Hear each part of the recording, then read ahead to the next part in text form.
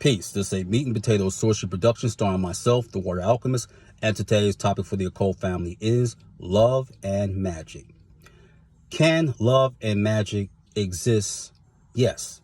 Now, whether or not they can exist peacefully, that's determined by a lot of variables, because we got to remember that East, but especially in the West, we are victims of programming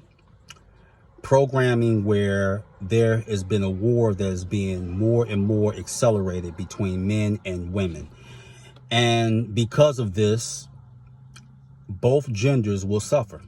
Now, we know amongst white Americans, marriage is 72.2%.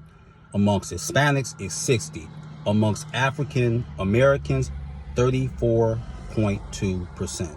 And now that is a very sad commentary when you have to consider prior to 1968, it was 70%. And we all know what happened with that.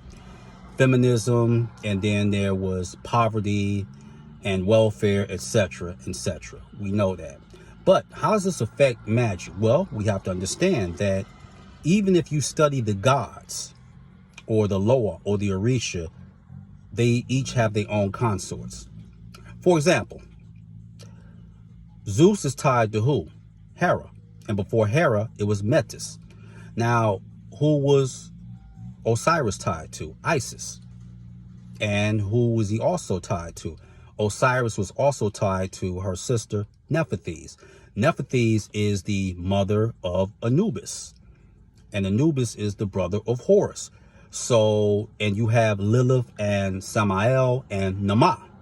So there's always been the polarity of male and female, because both played a part in not only a divine union, but what happens as far as families. So both genders are incredibly needed, but we're not seeing this.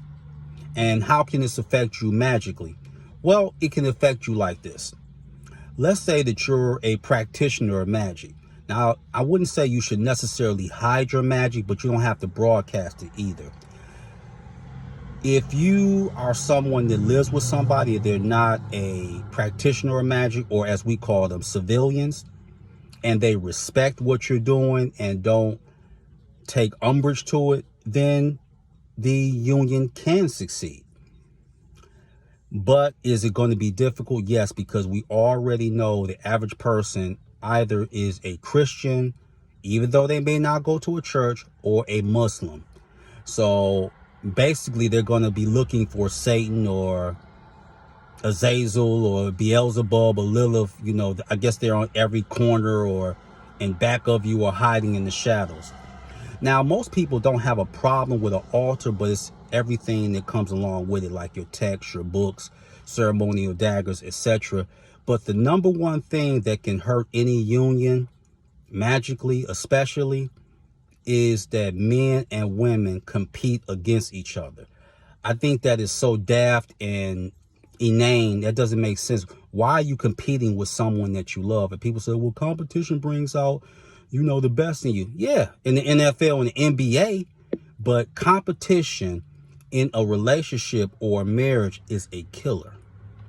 And especially when you throw magic into the mix.